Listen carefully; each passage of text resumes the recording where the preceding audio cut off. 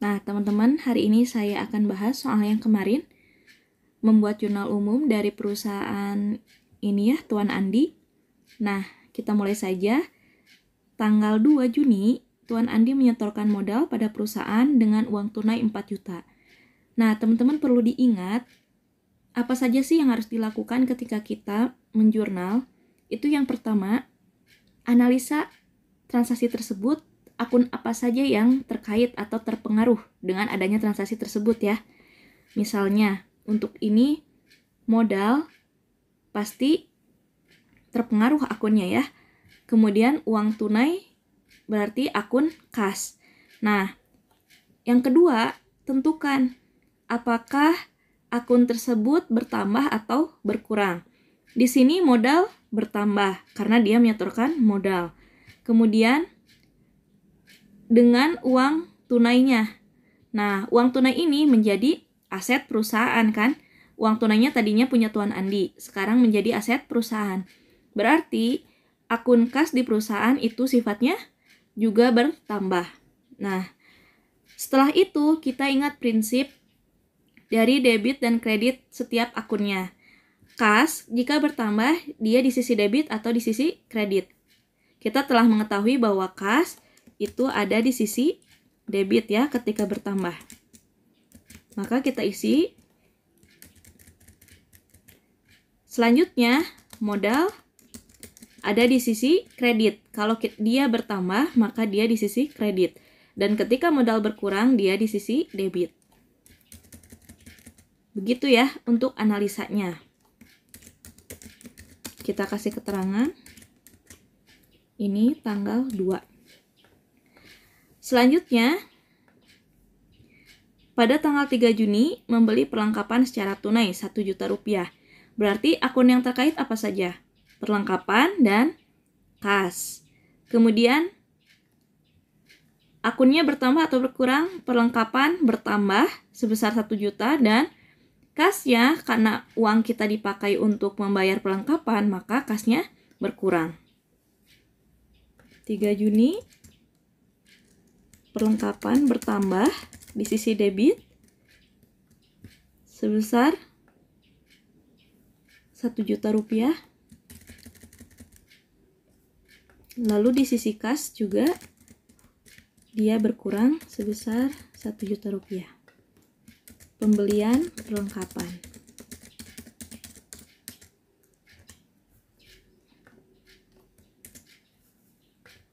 Tanggal selanjutnya, pada tanggal 4 Juni, membeli peralatan seharga 4 juta. Dibayar tunainya 1 juta dan sisanya dibayar 1 bulan kemudian. Artinya, akun apa saja yang terkait? Peralatan, kemudian kas, dan juga utang ya. Kita membayar kredit ke orang lain, ke pihak lain, maka muncul utang di perusahaan kita. Utang bertambah di sisi kredit. Berarti peralatan bertambah sebesar 4 juta rupiah. Kemudian yang dibayar secara tunainya berarti kas itu hanya 1 juta. Sisanya muncul yang namanya utang. Berarti selisihnya ya 3 juta. Pembelian peralatan.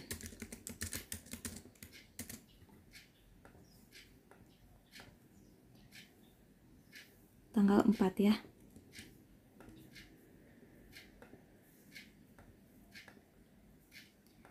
Selanjutnya tanggal 6, Tuan Andi memperoleh pinjaman dari bank sebesar 5 juta. Berarti bagaimana? Pasti dapat kas, dari utang tersebut kita dapat kas sebesar 5 juta. Kemudian muncul yang namanya utang juga ya, namun lebih spesifik kita beri nama utang bank. Karena jangka waktunya lebih lama daripada utang usaha ini.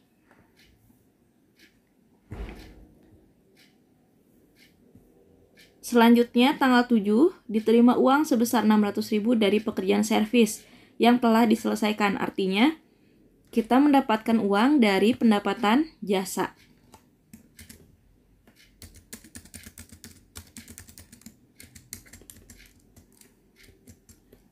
Maka yang terkait adalah kas, kemudian pendapatan usaha atau pendapatan jasa. Pendapatan usaha misalnya. Kita sesuaikan dengan yang ada di sini nama akunnya ya.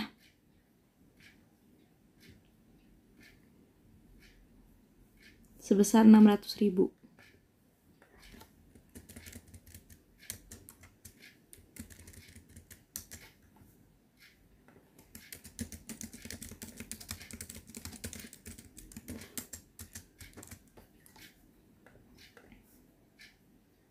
Selanjutnya tanggal 8 dibayar sewa gedung sebesar 2 juta. Berarti muncul yang namanya beban. Sewa terhadap kas sebesar 2 juta.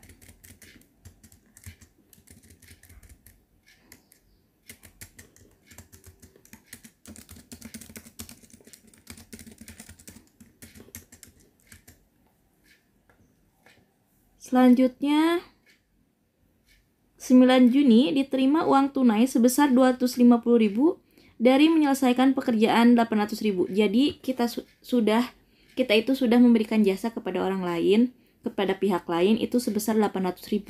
Namun pihak lain tersebut baru membayar 250.000. Artinya sisanya itu muncul piutang. Berarti kas bertambah sebesar 250.000. Kemudian piutang usaha berarti selisihnya ya 800.000 dikurangi 250.000. 550.000. Kemudian apalah yang bertambah? Pendapatan usahanya juga bertambah. Boleh ya pendapatan usaha atau pendapatan jasa. Sebesar 800.000.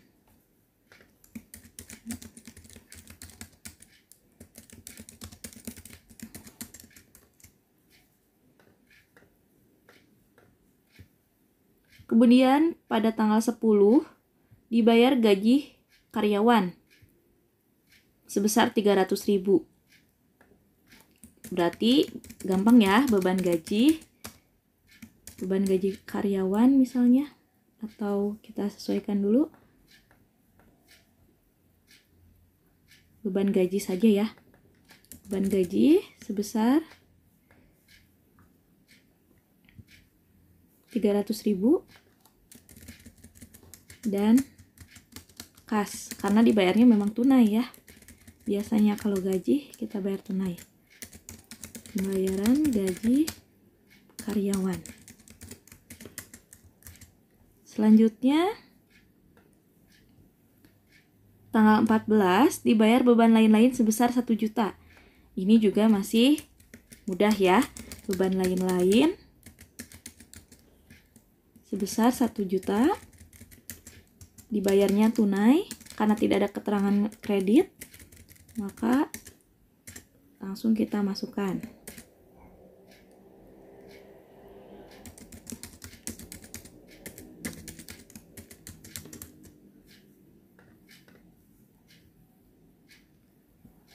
Tanggal 15 dibayar listrik dan telepon sebesar 500.000. Beban listrik dan telepon sebesar 500.000 terhadap kas.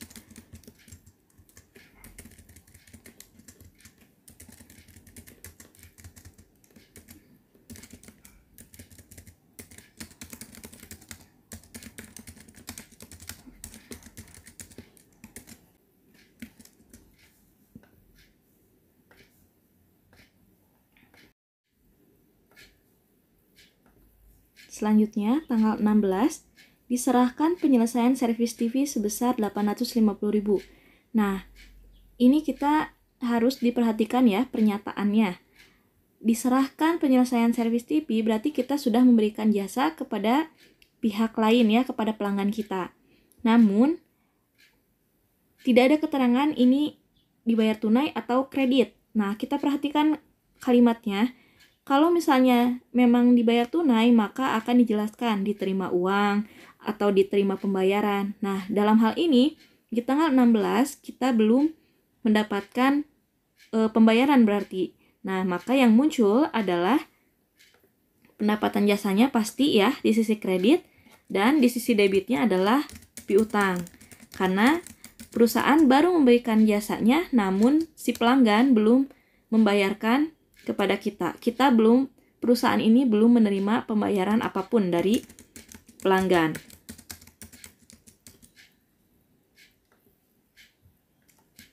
Ini sebesar atau pendapatan usaha ya, karena tadi saya di awal pendapatan usaha sebesar 850.000.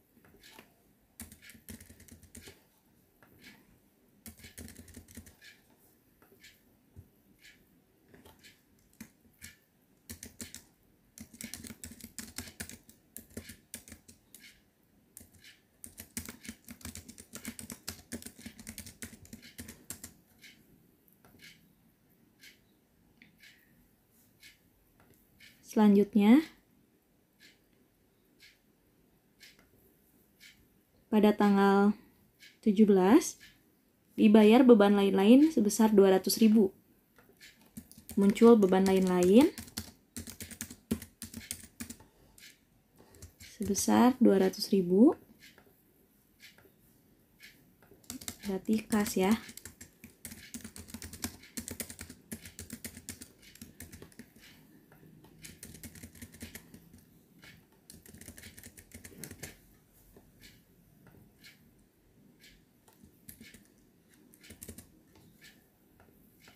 Tanggal selanjutnya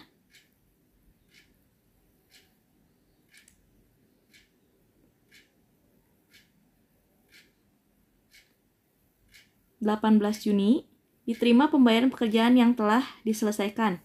Nah, kalau ini jelas ya diterima pembayaran, maka kas terhadap pendapatan usaha itu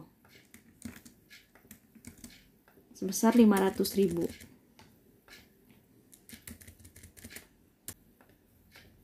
Kemudian pada tanggal 19 diterima pembayaran pekerjaan perhitungan tanggal 16 Juni yang lalu sebesar 850.000. Nah, kalau ini dia ada keterangan tambahan. Diterima pembayaran pekerjaannya ini yang sudah dilakukan pada 16 Juni lalu. Tanggal 19 baru dia muncul kas, kemudian piutang usahanya di sisi kredit ya, karena piutang usahanya berkurang. Yang tadinya ada utang nih pihak lain itu 850.000 sudah dibayarkan pada tanggal 19, berarti piutang usahanya berkurang. Piutang usaha berkurang ada di sisi kredit sebesar 850.000. Pembayaran atas usaha tanggal 16. Atas jasa tanggal 16 ya. Nih.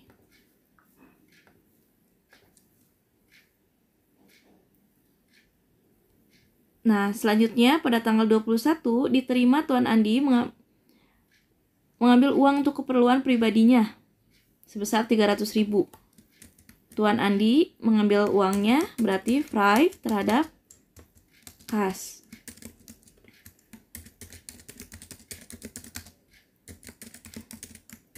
Sebesar 300.000.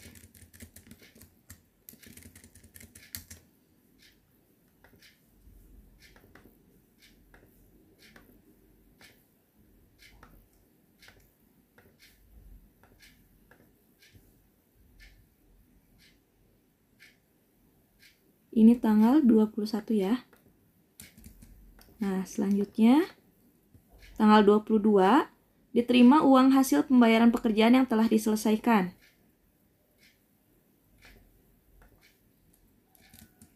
Berarti muncul lagi kas terhadap pendapatan jasa atau usaha sebesar 500.000.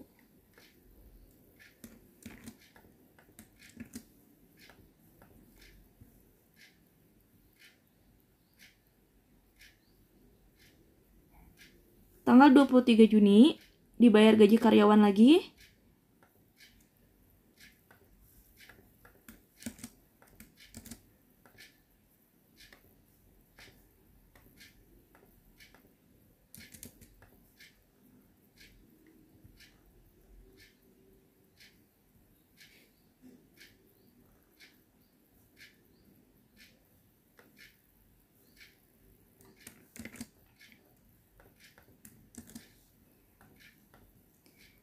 Sebesar 150.000 ya.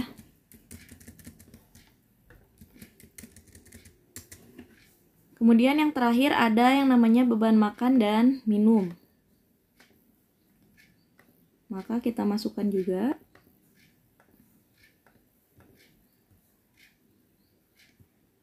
Beban makan dan minumnya sebesar 100.000.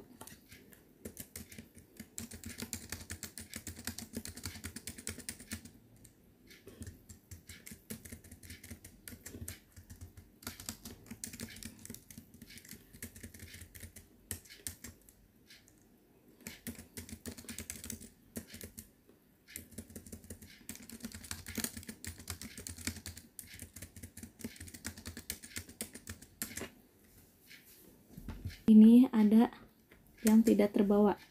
Nah, ini sudah betul ya. Tadi bukan pengerjaan yang salah, tetapi rumusnya tadi yang salah ya. Rumus perhitungan ini tadi saya salah.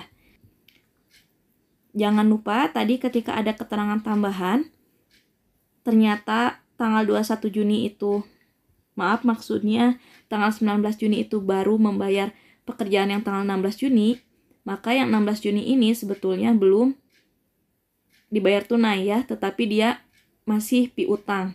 Karena di sini pun pernyataannya adalah diserahkan penyelesaian servis TV. Berarti baru diserahkan jasanya nih. Bukan diterima pembayaran atas pekerjaan yang telah diselesaikan. Bukan itu kata-katanya ya. Tetapi baru diserahkan. Berarti dia belum menerima pembayaran. Pembayarannya baru dilakukan di tanggal 19 Juni. Mungkin sekian yang dapat saya sampaikan. Mudah-mudahan teman-teman juga benar ya mengerjakannya. Kalau misalnya masih ada yang keliru, silahkan sesuaikan.